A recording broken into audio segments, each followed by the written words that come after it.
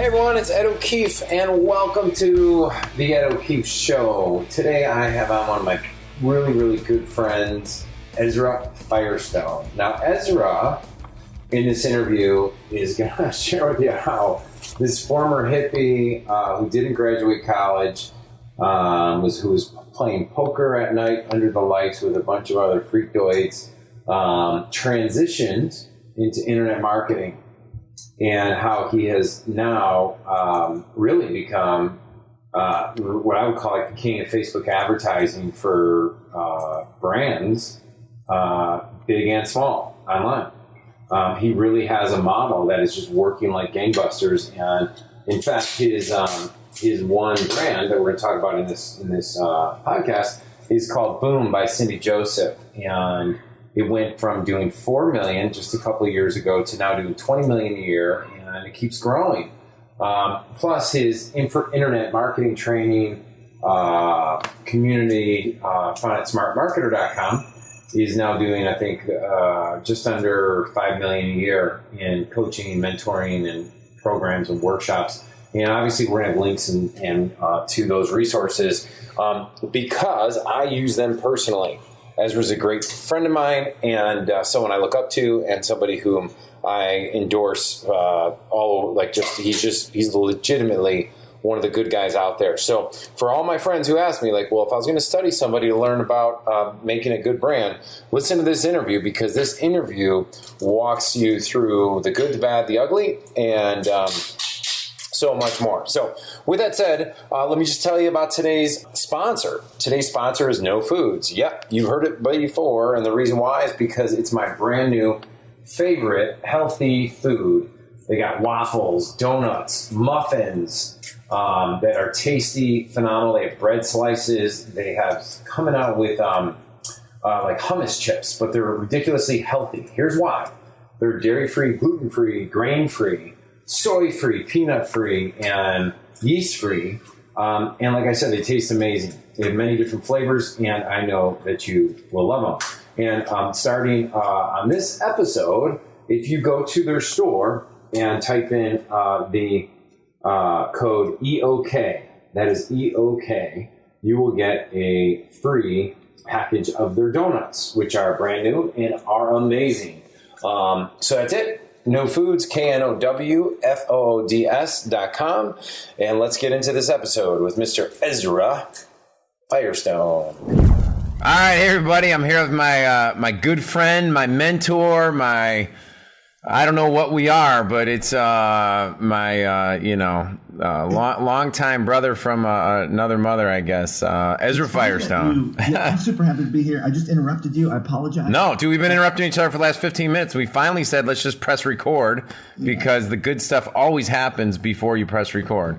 I remember running into you at a event in San Francisco in 2012 or 2013, and hearing your story about how well you were doing. At that time, my business was doing a couple $100,000 a year. Like I hadn't really scaled, and thinking, man, this guy's got it all figured out. I need to learn from Ed O'Keefe, Yeah, and now it's like the roles have switched, so it's there's lessons in that one. But I think it's a testament to like being open to learning. Like I've been running into a lot of folks lately. As it's interesting, like you get in these little doorways, right? Like now I have access to different people than I did before because of where my business is at. And sometimes you run into folks who are sort of not as interested in learning, not as interested in sort of seeing where they can get value from other people in their life. And I firmly believe you get what you want from people who have it. You want to learn how to do something, you find someone who's doing that and you learn it from them. And so you've been a mentor to me as well. So I appreciate thanks, brother. You're up to, Well, I think we're in a world right now where there's so many, it's so many options on pathways you can go. And the options that seem to be the correct ones, while I don't want to put up extra resistance than maybe is there, but there's so many shiny object items that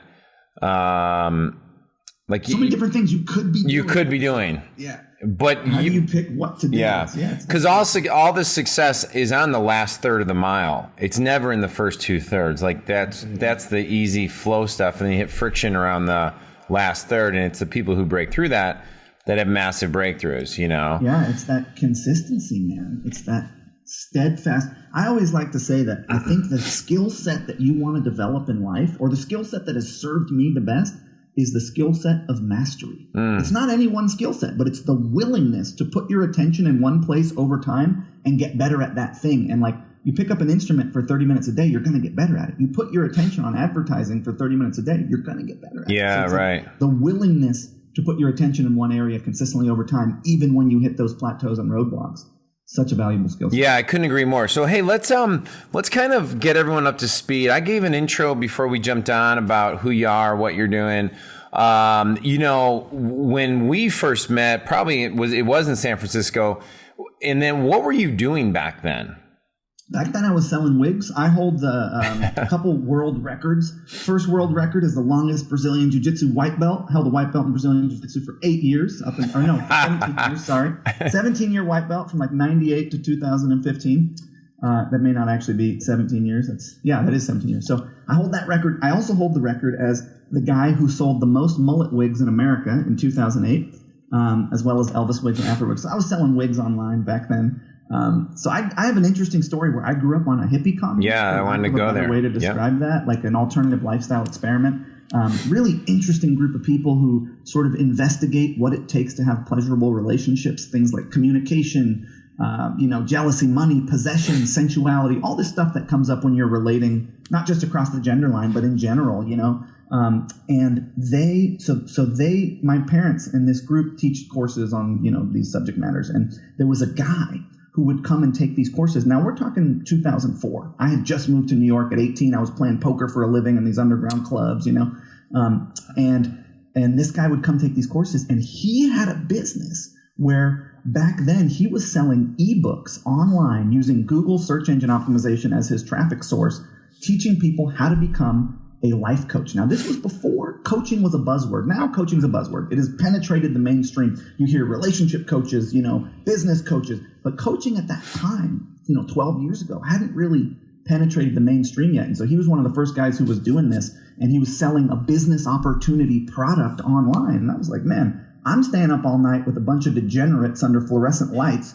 trying to make a couple $100, and these guys working from his laptop. Like, I need to learn what he's doing. And so he taught me search engine optimization, which was sort of at that time the way that you generated visibility if you had an offer online, right? Like if you've got something that you have got to sell on the internet today, and stop me because I will ramble if you want me to. But I want you to right now. Yeah, go for it. Yeah, if you've got something that you want to sell on the internet, whether it be a book, whether it be a physical product like I do, whether it be a service or a local business even, you need three things. You need visibility for that offer. You need people to know you exist. Then you need people to actually take you up on the offer that you're making. So that's like traffic and conversion. And then you need repeat business. You need to actually have integrity, deliver value, re-engage, build a relationship, make additional offers. And so at that time, 2004, 2005, the visibility source that was available was search engine traffic off of Google, Yahoo, and Bing. And so I learned that.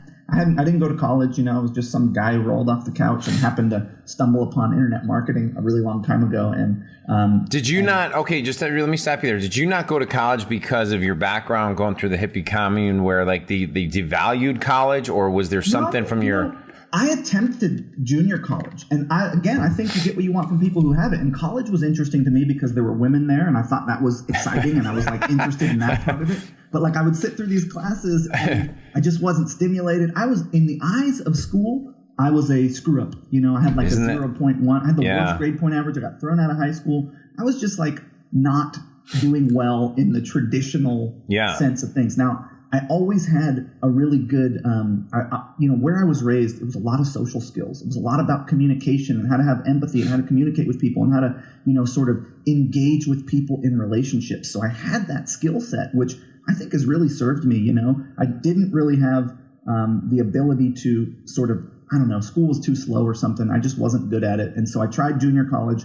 They kick you out, if you don't attend classes. Unlike high school, if you miss like 3 classes, they throw you out they don't let you stay. So I got thrown out a couple times of this junior college for missing too many classes. And I was finally like, okay, I'm going to go pursue something that seems exciting, which at that time was poker, because poker, when I was like 13 or 14, took off in America.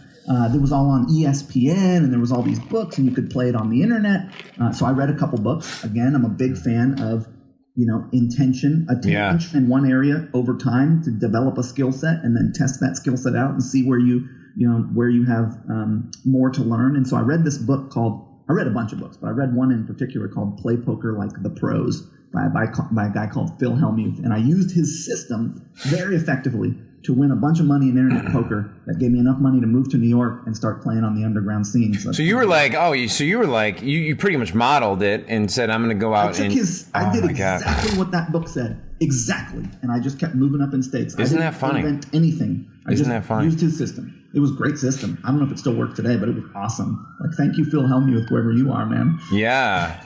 Yeah. Well, you figured out a way to make cash so you could survive long enough to figure out your next phase. Yeah. Well, then what happened was, I was playing poker for a living in New York City. I met this guy who was teaching me search engine optimization, and I met this girl who you just saw. Oh, really? No kidding. Yeah, I met her. I was 20 years old. Otherwise, you'd still be creeping on college campuses, hanging out with somebody. I was never creepy. I was totally I was never, that aggressive guy. I always, took social cues very seriously, but I was definitely interested in women. I was sure about that. Wow. And I was not particularly good at relating with women either until Carrie trained me, but anyways, I met this girl and she was like, dude, you're not gonna I will not date you if you're like some underground poker, scummy degenerate. So you're gonna have to get your stuff together, And I was like, well, I'm doing this internet stuff, I'm trying to sell these wigs, which I hadn't actually really tried to do, but now that I had told her I was doing this, I'd actually do it. So she's really responsible for my developing a skill set in internet marketing. Love it. I love it. So she's responsible by saying, hey, you got to wake up.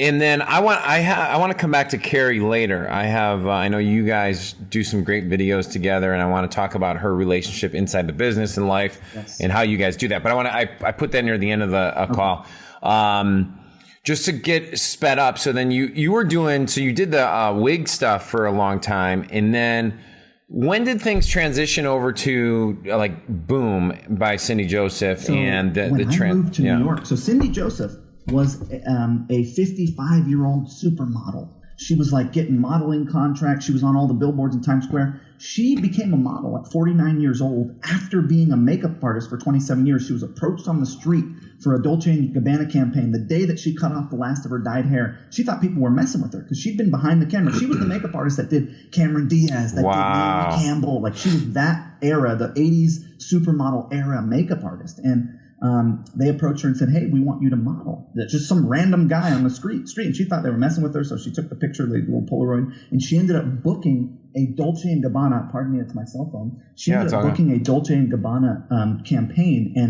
and that was at the time when advertising companies were realizing that baby boomers had a lot of discretionary income, and that they should use baby boomers in their ads. And so she became this super famous supermodel, and she would take these courses that my parents taught. So when I moved to New York, I moved in with her, and we became this sort of odd couple of 19-year-old guy and 55-year-old woman. I lived with her, and we were good buddies, and she would take me all around all of her modeling gigs and stuff, and I was playing poker, and I was kind of just crashing with her while I was figuring my life out. Wow, I never heard this part of the story. That's pretty cool. We were the best of friends, and we would have all these conversations about what it's like for me to be a guy in society, what it's like for her to be an aging woman, and so I was learning about selling stuff online, and I had realized that because I was drop shipping at that time, drop shipping was the business model that was available. So you'd find someone with a product catalog, you'd say, let me put it online. You would then try to get it ranked in Google. And when people found it and bought it from you, you'd then go to the drop shipper and say, hey, ship this to this person, and I'll send you the money for it. And I thought, man, there was all these problems with that business model. You never knew whether or not the product was in stock from the drop shipper because technology did not exist back then. You never knew where it was when it shipped. It was just a nightmare on the customer service side. So I saw that I would have a much better time if I was controlling the shipping, if I had gotten the products myself. And so I went to Cindy and I said, hey, look, you're a supermodel. You're super famous, and you're in all these catalogs. All the women in America are seeing your image. They may not know who you are. Social media wasn't really a thing back then. And you were a makeup artist. Let's produce a makeup line. Come on, let's do this thing. And she was like, well, I don't think the world really needs another tube of lipstick. And I said, but yeah, think about all the stuff you talk about. Her message is this. In America, there are 80 million baby boomers. 40 million of them are women. And they're all having the experience of their bodies aging, their skin wrinkling, their hair graying. They're having this collective experience. And everyone is telling them that it is bad and that it's wrong and they need to stop it. And anti-age, anti-wrinkle, Botox. And men, see, women are valued for youth and beauty in the eyes of society. Men are valued for production. As we get older, if we produce more, if we make more money, we appreciate in value. Yeah. And they don't. And so it's like really a screwed up thing if you're a woman and you're being told that like your power in society is going away. And so our viewpoint is that you get better as you age and that every stage of life is a different kind of beautiful. And so she has this amazing message that really resonates with women when they hear it, because it's like everyone else is telling them that they're wrong and broken and they need fixing. And so we ended up creating like sort of a content-based business before that was a thing. I was like, well, let's just do a blog. Let's just get this content out there. Let's see if it resonates with people. And if it does, maybe we can also sell some products, you know? Yeah. And so we started doing this video blog. And that's kind of how it kicked off. I was taking all these skills I was learning on internet marketing, because at the end of the day, what you need, I think it doesn't matter what you're selling, is what we're doing is we're communicating with groups of people about collective experiences that they have and relating and building some form of relationship around an experience that we're a part of, that we are like sort of lending our viewpoint to, and then making an offer that we think is relevant. Like, look at Smart Marketer. That is my information publishing business. I sell courses on how to grow your business. I do lifestyle content about being an entrepreneur. That business did $4 million last year. Bam. In revenue, which is awesome. Yeah. And it's all geared around a conversation about how to have a business online. You know, Boom is geared around a conversation of what it's like to be a woman over 40, you know? Yeah, so let's talk about, so Boom, when you and I were hanging out, like 4 years ago, me, you, and Jared Croslow. Yeah, we went to Chicago. That was wild. Yeah, Boom was kind of, you know, Boom is like the overnight 6 or 7 year success. I mean, you really... Everyone thinks they're like, oh, wow, you did $18 million. Where'd you come from? Yeah. Dude, I've been doing this since 2010, you know? Making $5,000 a year. Which I think is really... take us back to a couple like adversity moments where you could have swung either way and just dumped the whole thing. Yeah, we've had a lot of supply chain issues. We've had a lot of faulty component issues. Like, I don't know about supply chain and manufacturing and all this stuff. Like, these are all new skill sets I've developed. That quite frankly, you're not going to learn anywhere. And besides doing what you did, your just job was to survive. Totally. And then there's like, you know, where you've invested all your money into this thing and it's not really making any money yet. And like you're so far into it, like 2 years in, and we're in like $100,000 and we're not really selling anything. Like, there's been a lot of really tough moments where it's like, what are we doing? Like, should we be doing this, you know? And really what changed the game was about 4 years ago, maybe, 2017, 5 years ago, around 2012, I was a big search, like my whole business to that point, the wig business, everything. Yeah. I took all the money from the wig business. I took all the money I was making consulting and I put it into this Boom project. And I had made all that money off of search engine optimization, right? Ranking on Google. Well, Google came out and they changed all their rules. Yeah. And people like me who were dependent on that traffic source got slapped pretty hard. And a lot of people I knew went out of business, never came back because their business was hinging on one visibility source that they did not control. And it was around that time that I thought, man, you know, a more secure way to have a brand online is to learn how to buy advertising. And because there's a bunch of places you can buy visibility for your brand. And that seemed like a really sort of smart thing to learn. And I put my attention on getting really good at that. And I've spent the last 5 years pretty much doing nothing but honing my skill set at buying advertising. Now I don't do it anymore. I've got ads managers, you know, but like I'm still involved in the strategy of that. And that's really been the difference maker. We took this message that was resonating with people and we learned how to amplify it properly. And I've got a philosophy that I could, you know, sort of lay out that I've figured out over the last several years about how to buy advertising properly. Let's hear it in a second, but I want to just share with everybody that the biggest fulcrum in any business, like gun to the head, you got to make it work, is that you need a predictable way to acquire customers at a break even or profitability or whatever your target return on ad spend is required for your business. And if you don't have that, all the activities you are doing is just noise. Yeah. And you don't have a real business. And the reason, before Ezra lays out this, I just want to stress this point, is because when people come to me and ask me like advice on hey, I want to do this thing on the internet, or I want to start my own business, even if you're doing direct mail, or even if you're doing a store, which by God, I don't know why you would do that. But it all comes down to, what is the predictable model that you're creating where you could spend $1 and make and make $1.25. So Ezra, I'm going to ask this question and then I'm going to walk away because I have a feeling someone's going to keep banging on this door as you lay out your the fundamental principles on your advertising principles. So there's your setup.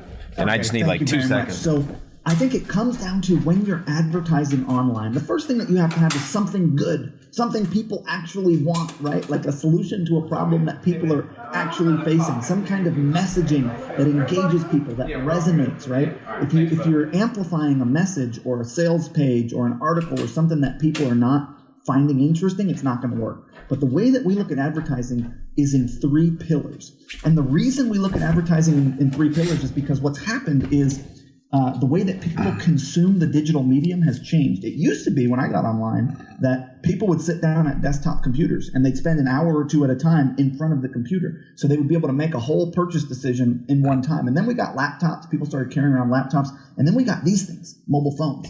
And basically, now the way that the digital medium is consumed is in little snippets all throughout the day. So what's happening is people are on these things on the toilet, they're on these things in the line at the bank. Most people have 2 devices. The statistic is that 1/3 of people who see an advertisement on a mobile device convert or make a sale on a desktop. So they're moving to bigger devices to make purchases, and they're consuming little snippets over time. And the other thing is that the traffic source that's being leveraged is contextual rather than query based. And I will get to my point about the 3 pillars in a moment. But basically, it used to be someone would type in dog bowl, you show them an image of a dog bowl, they make a purchase decision. Well, now they are reading a magazine of a social network. They're on Facebook just reading, and you're interrupting them with a communication, trying to engage them in a conversation. So we look at advertising in 3 pillars: awareness, retargeting, and I'm drawing the pillars, retargeting and loyalty. And so basically, awareness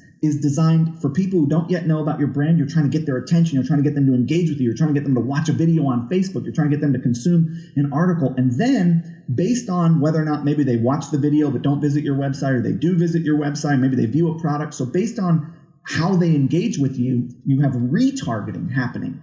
Funnel, so I call it funnel event segments. So basically, if someone watches 50% of a video but doesn't leave Facebook, I show them one message. If they watch 95% of a video but doesn't leave Facebook, I show them another message. If they make it to my article page, I show them a different message. If they make it to a product page, I show them a different message. If they make it to a shopping cart. So based on how much they've engaged with me, I have these little buckets of re-engagement targeting that I'm doing to get their attention again. Because what's going to happen is they're going to consume a little bit of your content, and then they're going to forget about you, and then you're going to need to re-engage them. And then we have this third bucket, which is loyalty, which is where we make a lot of our profit. After someone's actually done business with us, we have ads that are saying, hey, they bought X but didn't buy Y. So we show them a video for product Y that they didn't buy. And then if they watch 50% of that video, we show them an image ad for so you see how deep we're going? Yeah. But it's the same. It's what you're doing at a brilliant level, because I went through your course. This is all in his Facebook video ads course, by the way, which I've studied a lot of the Facebook courses, and by far, I told you this last week, that this is the best Facebook, and I think most relevant and up to date one. Yeah, this is how we actually spend between $4 and $6 million a year on advertising. Yeah. Like we break down how we actually do it, and you're not going to do it if you're just like running ads to a sales page and that's it, like old school. You need these sort because do you know your percentage of sales that come off your retargeting and your back end compared to like initial point of contact in the engagement series? A good rule of thumb is whatever your profit margin is day one. So like, let's say for example, you are selling a product for $60 and you make $30 profit, right? You don't want to spend more than double your profit margin day one for a customer. So all right, so let's go over that again, because I just got a little confused, and I love it. So let's say that I sell a product for $60, right? Yeah. And I make $30 profit on that sale, right? So when in my awareness campaign, my initial advertising campaign, not retargeting, not loyalty, because those sales are going to be much cheaper because they've already engaged with me, I'm retargeting. But that awareness campaign, that top line, getting new people in the door. If I make $30 profit on a sale, I don't really want to be spending more than $60 to acquire a customer day one, because obviously some of those people who saw my ad day one but didn't buy, I'm going to capture in the retargeting campaign. Some of them who bought, I'm going to capture in a loyalty campaign. So I'm going to be getting a lot cheaper conversions Does that make sense? Later, yeah. So just let me reframe this. So this is from my understanding too, just so I understand. So if you're selling something for $60, and the profit, is this before marketing or after, or before advertising or after advertising? This is before everything, just whatever your profit is. Like let's say you bought that product for $20 and you're selling it for 60, so your product is, you got $40. Got it. You don't want to spend more than 80 day one. Okay. In general. Now this can be, it's a business, it's hard to give these rule of thumb thing. Depends on your business, depends on the price point, because some people are selling really high ticket items. That's a good rule though, man, because you're talking about don't go two times your profitability is your highest allowable cost to acquire a customer. Yeah, and now of course you will acquire, like for example, let's take my business, right? My average order value is $75. Okay, I make about $30. $30 on that, 35 maybe, sometimes 40. Now I'm happy to buy sales day one. First time people see me, 100 people see my ad, they've never seen me before, one of them buys, right? 100 people saw my ad, one person bought. I'm happy to pay $70 for that because 99 people who saw the ad or maybe watched some of the video didn't buy day one. I'm going to retarget. I'm going to get sales cheaper. Some of those people are actually going to buy. I'm going to target with the loyalty campaigns. I'm making sales for $60 to $70 on that awareness campaign. I'm making sales for $3 to $4 on the loyalty campaign. Yeah. So one of the things I just, in your course, I thought one of the things you guys do very well. Okay. So, everyone knows the statistic of, existing customers are 10 times more profitable than, going cold to the market, right? Yeah. But the big challenge now, and I don't see this going away, is that email deliverability has never been worse with the filters with companies like Gmail, Google, right? Yeah. I mean, I just don't see it improving dramatically, and I see it as getting more and more expensive. So when I looked at your course to say, oh wow, they're treating their existing customers and putting them in campaigns the same way that everybody focuses on cold traffic, that really kind of woke me up a little bit. Where I was like, "Damn!" Look at channels of, because I used to think of a brand. When you think of, I have a brand. I have I have my own brand. You would think I have people on an email list. That is my brand. That is how I communicate with my community. Yeah. Well, now there's 5 channels of communication that we use. Okay, we still use email. About 25 to 30% of our overall revenue is coming from emails we send to past customers and subscribers. Yeah. If you are not making, to this day even, 25 to 30% of your revenue for your business or whatever your brand is by emailing and re-engaging prospects and customers, you're not doing enough, or you're not doing enough emailing, you're not running enough sales, you're not doing enough engagement content. Okay, so that's one bucket. The second bucket of communication is all of our subscribers and past customers we have on retargeting audiences. We upload them to Facebook. We create an audience. Every time we have a new blog post, every time we have a sale event, anytime we're doing any kind of communication that we're sending an email, we're also advertising it to people. So some people will see it there. They'll see it on their Instagram, see it on their Facebook. Then now we're getting people onto a Facebook Messenger list. We have about 30,000 people on our Facebook Messenger list. We use a tool called ManyChat.com, which allows you to sync up to your Facebook Messenger and do broadcasts to anyone who's messaged you in the past. So get this. Here's what we're doing now, Ed. We're running an ad. And the ad is for anyone who, so I think Facebook Messenger is a bottom of funnel communication channel, meaning you don't try to get people who've never seen you before to Facebook Messenger. Yes, zero question. But if someone visits your shopping cart and does not buy, so we have an ad, we have a group that says you visited our shopping cart but you didn't buy. They're going to see an ad in their Facebook that says, hey, thanks so much for checking out our product. We wondered if you had any questions about it. Chat us right now. And they can click that button on Facebook to leave us they can chat with us. And I've got customer support people to chat with them. So we're trying to get prospects to chat with us. Now, once they chat with us, then they're on our Facebook Messenger broadcast list and ManyChat. So when we have an email, when we have a sale, when we have a communication, we broadcast them in Facebook Messenger too. Yeah. So now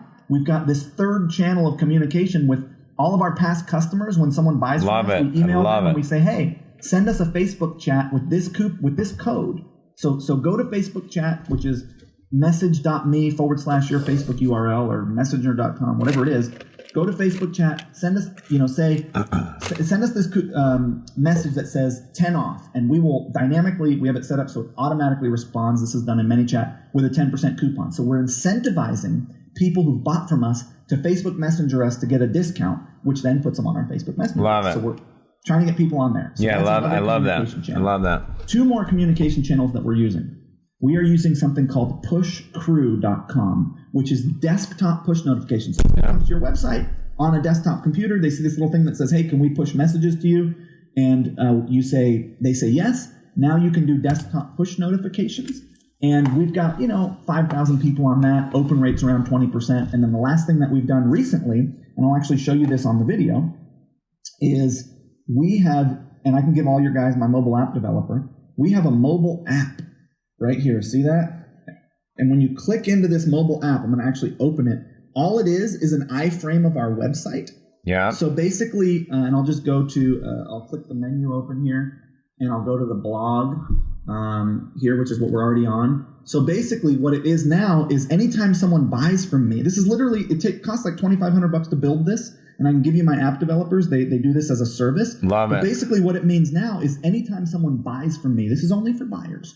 So at 30% of people will download this. So you send them an email, you run an ad to them that says, hey, enter our sweepstakes to $100 gift certificate to our store, download our mobile app, and we'll also be able to send you blog posts whenever we have them. You get about 30% of your best customers who've downloaded your mobile app. And now when you have a sale, when you have a piece of content, when you have a communication for your community, which you should have more than just sale events, you should have pieces of content that are relevant to the greater conversation where your brand fits. Now we're push messaging on the mobile phone. We're push crewing on the desktop push notification. We're Facebook messaging. We're emailing, and we're running ads about it. So I love it. 5 channels of communication with our brand. And guess what? It's worth an extra 20% of revenue. All those different channels. Every little thing kind of counts, and the people who really like your brand and like what you're up to and enjoy your products want to engage with you. And they forget quick because their Instagram feed is full, their Facebook feed is full, their email feed is full. So, what we try to do is have one communication a week for our brands, either a piece of content or a sale or sharing a video from YouTube, but just one communication a week. Sometimes we can get more than that out, but like with everything we're doing, that's all we end up, usually doing, and we'll remail people who don't open it, and if we're doing some kind of a sale event, we'll email a whole bunch, if we're having a webinar, we've also done another thing, which is, tell me if you want me to shut up. I'm going to hear this one more, and then I got a question for you. Yeah, let's do it. What we've done is we've applied the principles of direct response and information marketing to physical products. So, for example, a big thing that happens in selling of high-ticket items, which is more what people are doing in information marketing services, the stuff that I'm doing now, is they use long-form video events, like 2-hour long webinars, which essentially is just a long-form video, a story told over the course of an hour or two via video. So we've applied that to e-commerce. If you're a buyer and you buy a product from us, you're then going to see a series of emails that tries to get you to watch an 1.5-hour video about another $50 product. And it works incredibly well. We get people who are engaged with our brand who then watch a pre-recorded webinar or long-form video that tells a story about a different product we have and why it's good and how it fits in and why we believe it would be valuable to them. And it works extremely well. So we're taking these ideas. This is the point about learn anywhere you can. Anything that seems like it might be good in another industry, apply it to your industry. For example, long-form video. It works extremely well. Some people want to spend a little more time learning about a product, researching, engaging. And so it's been very effective for us to leverage those long-form video events in physical products. Yeah, I love it, man. I love it. So I want to segue a little bit into which skill set so my perception from being around you for the last 3 years is that really learning Facebook video or Facebook ads to segue into Facebook video ads, and then learning the right structure of using content, pre-selling the offer is kind of the sweet spot of where you've really become world class, right? Yeah. I've become world class at sort of, I don't want to use the word diagnose, but identifying what sort of messaging is going to resonate with the community, right? Yeah. And then amplifying that. So really well. So then here's the follow-up question on that is with our company, we're segueing, going more, modeling what you're doing more to go to the system that's taught in Facebook video ads mastery. Is that what's it called? Yes. Okay, well done. Yeah, and you're thinking on, like, I can hear the voices of some of my newer guys getting into it. And my answer to them would be, you definitely need to go in and learn this and master it. But then you have like that next, I think one of the challenges of success is that when you're experiencing success in one mode, and then when that mode starts evolving, if you're not, like, you don't have the space and time to go master the other skill set, that's going to set you up 3 years down the road or 3 months down the road. So a selfish question a little bit is like, would you recommend that when we're building out new funnels or other businesses, I know a lot of my clients are going to be listening to this, should they personally go in and deep dive into the Facebook video ads mastery system, or? Yeah, it's an interesting question because it is true. And by the way, I have 40 employees now. You know, we did 22 million in revenue in 2016, and we have a huge team. So it's not like I'm doing all this stuff by myself anymore. I used to do it all by myself several years ago. And my viewpoint on buying help is that you get out what you put in. I did that wrong. You get out what you put into them. And so I always take one person and I invest in them for like 6 months and bring them up and invest in them becoming an expert in a specific area. So what I want are people who are world-class copywriters, world-class advertisers, world-class platforms, project managers and platform officers and stuff. And so I do think that scale comes from outside yourself and that you have to let go to grow. You got to just let go and let someone else get in there and really develop a skill set. I also think that there's some things that you don't want to let go of the reins of, and nobody really cares about your money and your business as much as you do. And so one of the things that I would recommend totally true last is the advertising strategy. Yeah. Because your job as the CEO is to hold the vision, hold the container, make sure that your team knows what you're doing, why you're doing it, and sort of where you're going. And one of the big sort of frames that you're holding is the messaging that you're amplifying. And even if you're not in there doing it, you need to be very involved with who you're putting your message in front of and what the stats look like. And so now that I don't actually, on a day-to-day basis, I'm not doing Facebook ads. I'm doing strategy stuff, vision stuff. I'm, kind of figuring out what needs to get done, figuring out what needs to get created. I'm being the vision, but I still every week, twice a week, sit for an hour with my ads manager and look through all the stats and look through all the audiences and look at all the ad creative, and I'm in it with him. Yeah. He and I are co-creating our advertising strategy, even though I'm not doing the operations. And I do think it's a very valuable skill set for any business owner, understanding of how to do direct response. And if you learn how to do it on Facebook, you can apply that to any other platform. So yeah, I think it's really important to learn. I think things like copywriting, design, development, operations, project management, platforms. Like if you're in there messing with your own Aweber or messing with your own email system or messing with your own lead pages, like you need a chief platform officer. So what I did was the best hire I ever made, the one that really freed me up, was my chief platform officer.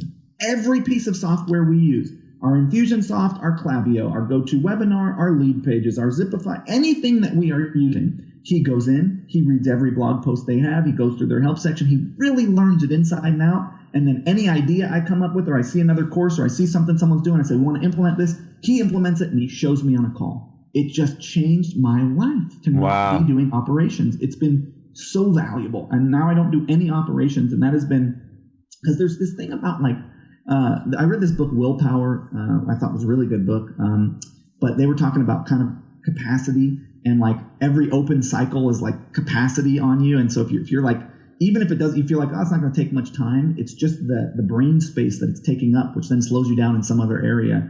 And so I would recommend, and the other thing about buying help is that it gets better over time. So if you're buying 40 hours a week of help, and you should frame it that way, you are buying help for your brand. If you're buying 40 hours a week of help, well, by week 8, that 40 hours is going to be worth 80 than it was week 1, because the person has gotten better. You've invested in their education. You've given them courses. One of the things I do is I create a Slack channel that has an RSS feed to all the copywriting blogs. I find out what the best copywriting blogs in the world are, and I have them Slack RSS. Every time there's a new post, it goes into the Slack channel. And then I have my copywriters spend 3 hours a week reading blog posts and writing ideas in an Evernote about that we could use. And then I have them tell me on our call what they learned, what they think we could use. So I'm investing in their education on an ongoing basis. I'm sending them to events. I want them to become experts. And so I make it a part of their job to continually learn, because I think if your headspace is only in creation and you're never consuming, you miss out. And if your headspace is only in consuming, the opposite, then that's probably more where I think that's the danger. But anyhow, so before you outsourced your Facebook video or your Facebook ads, buying the advertising, you were already profitable on your acquisition strategy. Get this. So I was doing the advertising, I was running the whole company. I was solely responsible, the only guy doing ads. October of 2015, my ads manager had spent like 8 months training under me, and by the way, you just go through my courses, you know everything I know. I put everything in there. I don't hold anything back. Really, I do not hold anything out of my courses. I put all my stuff in there because I feel like that's the best way to make it valuable to other business owners. I'm not worried about my position in the industry. I'm confident in my ability to market. So you could put your people through my stuff, put them through Molly Pittman's stuff, put them through John Loomer's stuff, put them through Ralph Burns and Keith Krantz's stuff, put them through everyone's stuff, to get them good. He spent 8 months training. October 2015. I mean, actually, let me just stop. I would say I disagree with you there. I think they should go through your system and model it to the T before they start consuming all these other people's. All right. But I know you're being generous and naming all these good people, but I think it's important to have other viewpoints. It's good, but I think you got to model that. But keep going. My stuff is very good. I agree. It is world class. I think it's the best out there, frankly. But I think other people are great as well and have other ideas and stuff. So, anyways, what I was saying was that he came on full time to run ads. Now we had one person spending their 8 hours a day just focusing on our advertising. And so 2015 we did in boom like 4 million. 2016 we did 17 million, and that was a direct correlation. Response to having a full-time advertiser just focusing on amplifying the brand. And then that gave my copywriters more things they need to do, my designers more things they need to do. He's like, man, I need these ads, or we need to split test this article. My copywriters also do our CRO, so they will think about what we might want to split test. But that was a 4.5x growth just from having a full-time advertiser. That's pretty awesome.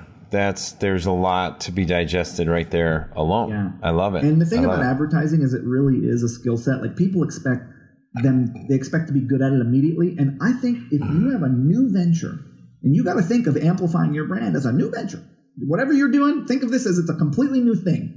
You need to give yourself 12 to 18 months before you judge it. If you think, and you need to commit, I've been telling everyone who's coming to my mastermind, commit to spending XYZ amount per month. Commit to $5,000 a month for 12 months, 60 grand or whatever. I don't know how much money you have. Depends on where your brand is. But even if you're losing money, I don't care. Commit to spending it, because by committing to spending it, you will learn. You'll figure out how to get profitable. You'll niche down. And here's a little tip for you, a little tip for you people who want to, sort of implement some of this stuff right away.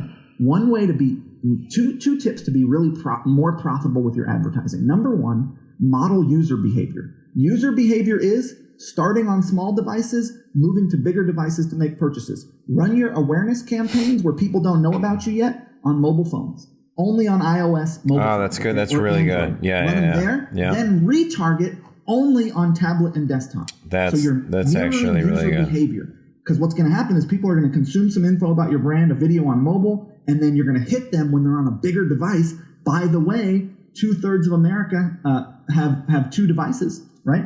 So most people, you're going to be able to hit most people that way. You won't be able to scale fully, but you'll be able to be more profitable because you're mirroring the way that people consume the digital medium. Yeah. Second tip is when you're doing your retargeting. So you're like re-engaging someone who's engaged with your brand. You're trying to get their attention again.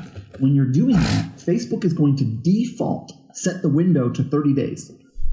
Anyone who watched a video or visited your website or whatever your little segment is in the last 30 days. Well, if you want it to be even more profitable, change that down to 7 days, 5 days. Because the more recently they engage with you, the hotter they are. So if you shorten your retargeting windows, you'll be way more profitable. And so the goal is to figure out. So you can open that up, but go ground zero. And if it's not profitable there, don't open it up until you get that down there. Then you're hosed. Yeah. Problem. Yeah. So with something you're saying here that actually was the first time I on the last call I heard you say like that idea, and I thought it was brilliant because it's very easy to get caught in the trap of like, well, let's just only focus on spending where we're making X% of profit per sale.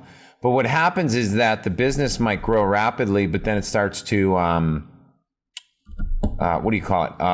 When things, not fatigue, atrophy, if you're not pumping new blood into it, just naturally, right? This is the problem that people have with their lookalike audiences. So, for example, one of our best strategies for awareness campaigns is to take a list of our customers or subscribers, generate a lookalike audience off of them. Yeah, right? 2 million people, whatever, maybe filter that down by saying they're in this 2 million person group of people who look like our customers, which, by the way, what that means in technical details is that so Facebook has thousands of data points on every user. They know what you like, who you're friends with, how old you are, where you spend your money, and all this kind of stuff.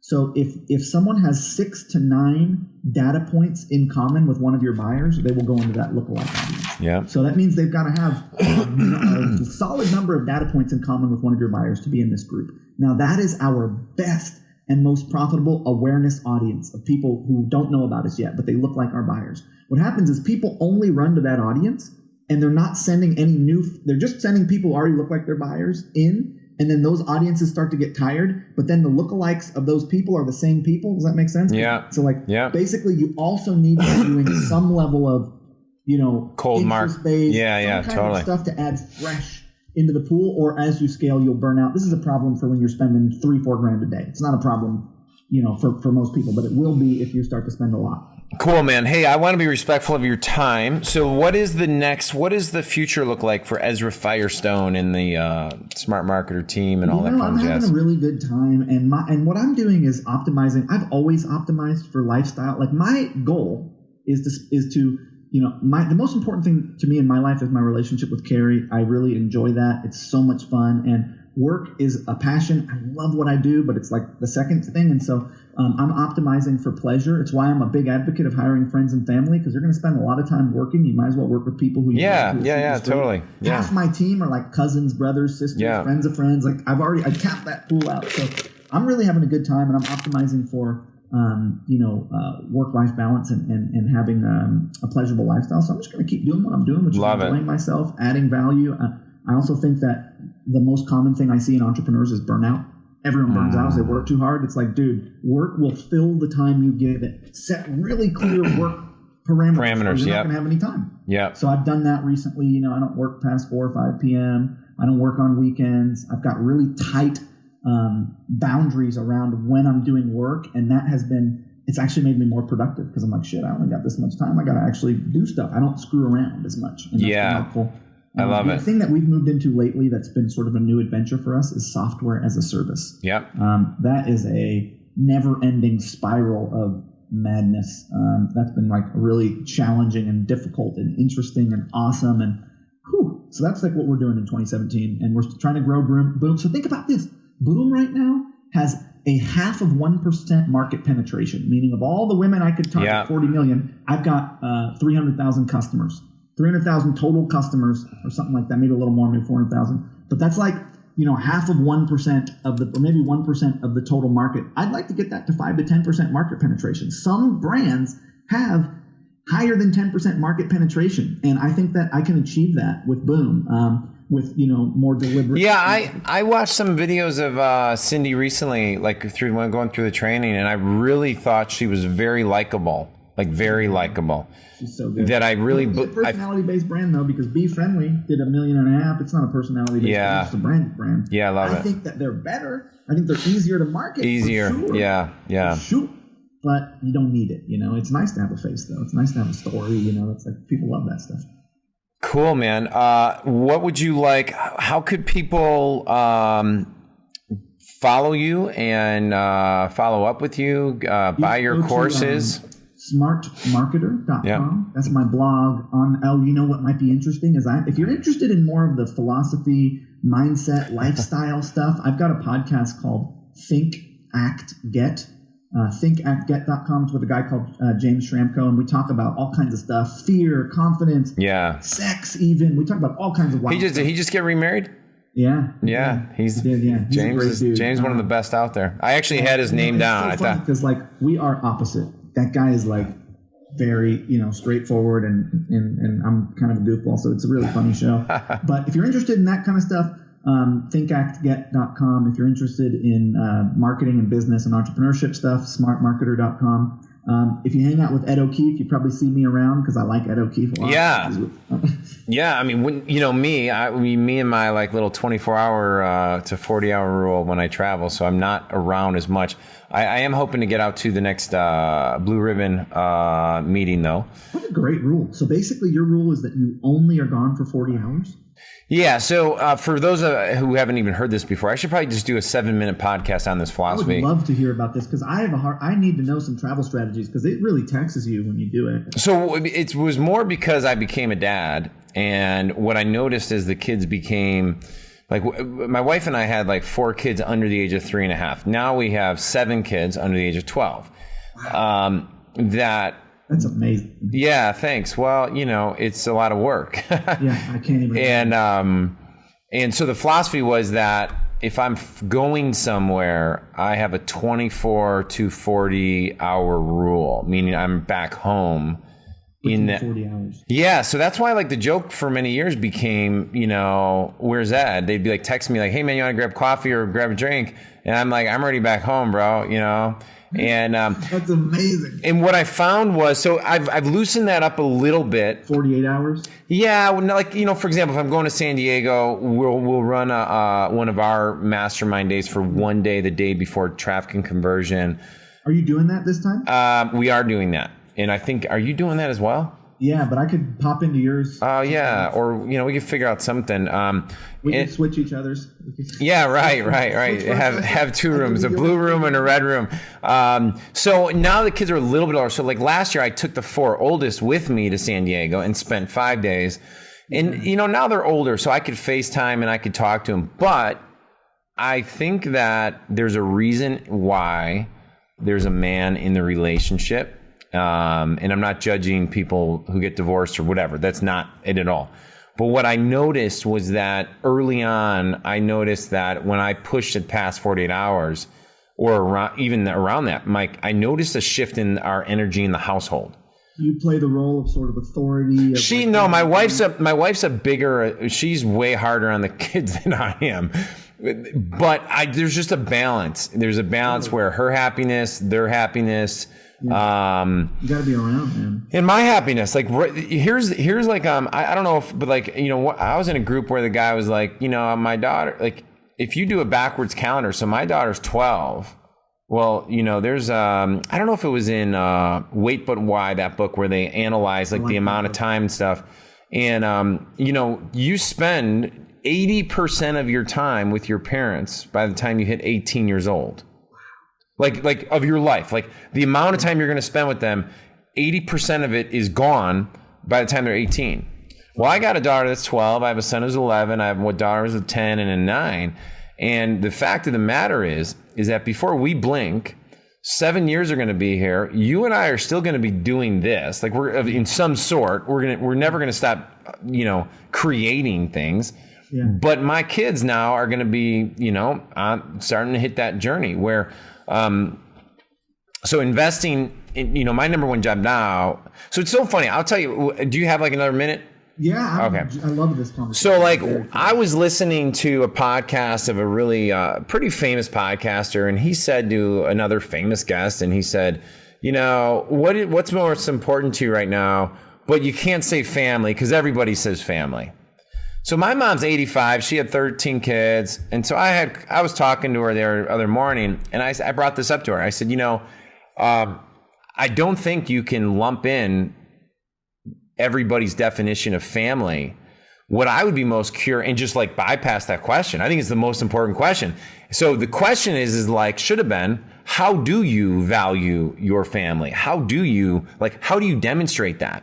And so, because having these little micro rules, like everybody could have said family, but then here's like one section of the room that's actually doing it, showing up for that. Yeah, and we're not doing. And trust me, my God, we are so far from perfect. But it's the intention behind it and the behavior behind it that I think the kids will understand and know about. Whereas I see some of my buddies who are traveling a lot and they got young kids. Well, this is why I don't have an office. I don't want to go to an office every day.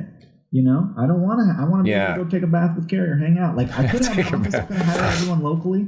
I made the choice of virtual, even though it probably means that we scale less fat. Together. Yeah. Totally. But it's like the right choice for us because what we're doing is us. We're not doing like a crazy big office that I have to be at 9 hours a day. Like that doesn't sound like fun. Yeah, totally. Nothing against office spaces. No, but I mean, let's just. I mean, I have a nice office space here. It's a mile away from my house. I still have the dream of maybe one day I'll have an office. Like that never goes away. You might, and then you're going to tell everyone to stay home. You're going to enjoy it. You're going to be like, you guys don't need to come in. You're going to have all this decked out stuff. It's going to be like the Google headquarters. You're going to be like, I kind of like being alone where I can do my stuff. Hey, one last question. I'll let you go. I'll let everybody else go too.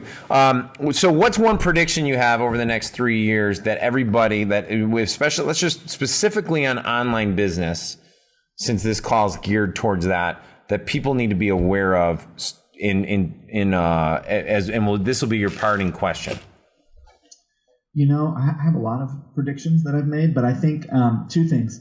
I think business to consumer messaging is huge. I think if you don't have a way for people to message you, because the way people communicate, by the way, again, what we want to do is mirror user behavior. More people are messaging than phone calling or emailing. You need to have some kind of live chat, some kind of Facebook Messenger, some way for people to engage with your brand in a messenger capacity. That is going to be huge. The other thing is I think that the faceless brand is kind of dying, not meaning you need a personality, but it used to be like I could just have a website full of wigs. People would search my wigs. They'd buy my wigs. I think you've got to have some kind of story, some behind kind of unique value proposition, some kind of reason, because it's a social economy. People want to buy from other people. They want to know who they're buying from. They want to know what the story is behind it, especially millennials. And the other thing that's happening is that what's going to become more and more important if you're selling physical goods, it's already available for digital, but not really, but physical goods is right now. So I come from a long line of merchants, and this will be like 3 minutes. I'll give you a story. Yeah, I love it. My great-grandfather was a trader, and what he would do is he would buy bulk leather, and he would take it in a horse-carried wagon for 7 days from his town of Kolomaya, Russia, to Vienna. He would trade that leather for cotton and wool, bolts of cotton and wool. He would drive that stuff back, trade it for more leather, and he would do this thing with his kids in the back, trading and living off the spread of the difference in those products. And he did that until the First World War, or until the war. And then after the war, my grandfather, who was one of his sons, so that was Abraham. So my grandfather Isaac, moved to New York, started a company on the Lower East Side where all the Jews were selling rags and stuff, clothes, and he would buy from one guy in Midtown, he'd get it tailored by another guy, and he had a shop on Orchard Street, and he would sell like women's blouses for $3 in a shop on Orchard Street. And so his visibility source was the foot traffic of Orchard Street. And then when I was growing up, my dad and I would sell stuff at the flea market. So I've been selling stuff from a very young age, and we would get like, when two teams are in like the Super Bowl and one of them loses, they print shirts for both teams because they need to have the shirts ready. So we'd get like the shirts. I have like shirts of like the Super Bowls for the Raiders that they never won, That's so true. Yeah. Selling that stuff at the market, and I'd be split testing crayon versus marker, and we'd have to drive out there at like 4 a.m. and build our tents. They didn't have these pop-up tents. We'd build them, take us like an hour. We'd get the little corner spot because it had the most traffic. Yeah. And so I'm doing the same thing that like generations of Firestones have done, which is retail, except for I'm building my shops online and I can reach anyone in my nation in America, right? Yeah. So and this is getting to a point, which is I'm not limited geographically like people were in the past. Like my dad, the flea market, my grandpa, Orchard Street, and my great-grandfather just selling stuff to people on the side of the road in his wagon, what's happening is the technology to retail to anyone in any other developed nation is coming. And within 3 years, it'll be here. You'll be able to be in America, have your products in a fulfillment center in Europe, advertise to people in Europe, have it shipped to people in Europe. So basically what's happening is commerce is globalizing. And if you have something to sell and you just hang out for the next 3 years, you'll grow by 20% because you'll be able to very easily place your stuff in every other developed nation's market. Yeah. We, for example, have 9% of all transactions that are happening in America happen online. From the bag of chips you bought at the grocery store to the thing you ordered on Amazon. 9%. Yeah, that's going to go up to like 15%. Isn't that amazing? China, which is the biggest market, so they do the most gross domestic volume of sales of stuff. They only have 2% of their population that shops online right now. and they do more than us compared to 9% of ours. So basically this globalization of commerce. Yeah. And the other reason that online commerce is growing is because millennials, my generation, we're coming into the prime spending years of our lives. We are going to be driving the economy over the next 10 years. And we don't have a technology adoption curve like the Gen X, Gen Y, and baby boomers. Yeah. They were afraid of technology. We're not. We grew up with it. So that's another reason that online shopping is going to grow. And so I think basically if you just hang out, do your best, but just don't quit, you're going to grow. Yeah, I love that. All right, man, you've been a pleasure, a joy. I know so many people are going to love this interview, and they need to go buy your Facebook video ads course. I think it's the affiliate link from Ed O'Keefe. I'm a big fan of monetizing your behavior. And if you recommend me to a friend, make sure you get an affiliate link from us, because it's like, that's, how business is done. That's how you do it. Hang out for 1 minute, Ez. Let me just pause this. All right, thanks, everybody. Thank you, Ezra. All right, it's Ed O'Keefe. We're back. Hopefully you love this interview with Ezra as much as I did giving it. Ezra's course, Facebook Video Ads Mastery, you can find it in the show notes, the links to it, and please check it out. I know you're going to love it. It's a great starting point. In fact, I'm turning all my clients onto it because I believe that it is just amazing, and it's going to be one of the game changers. The other sponsor today is morninghealth.com. Morning Health is a conglomerate site of all the health experts on the internet. And guess what? I'm a partner in that, and we are growing it rapidly, where we're seeking some of the best experts in every imaginable category of health, and we're putting them in one location. So everything you need to know is going to be found there. And we'll have discounts, deals, products, supplements, referrals to those experts, and you could check it all out there. Just let me know what you think. If you like Ezra's interview, then I want you to check out another interview by Lewis Howes. Lewis is one of my really, really good friends who just came out with his book, The School of Greatness, this past year. And Lewis has a phenomenal story. Former pro football player who now is like Mr. Super Entrepreneur, expert success guy who does seminars. But he's also on the national team for handball, which is pretty unique and awesome, I think. And his story is pretty amazing. He was one of my first interviews, so most people don't even know that I did interview Lewis. But you can check that out. Check it out at O'Keefe Show and just find the Lewis Howes interview and listen to that one if you're looking for a good one. And I got to tell you, the David Goggins interview still is just booming. So if you haven't listened to Goggins yet, check him out. And then once you listen to Goggins, you're going to want to listen to the Jesse Itzler one. And I could just go on and on all day. So that's it. Hope you're awesome. Stay amazing. Let me know what you think. Share it, ping it, tweet it, test it, whatever you call it. I don't know. By the time my kids are old enough to listen to podcasts, they're going to be doing things that I don't even know with podcasts. I mean, they might be thinking about a podcast and poof, it shows up in the atmosphere. Right, Reese? I don't know what that means. All right, say goodbye to everybody. Bye-bye. That's my Reese. All right, take care. Bye-bye.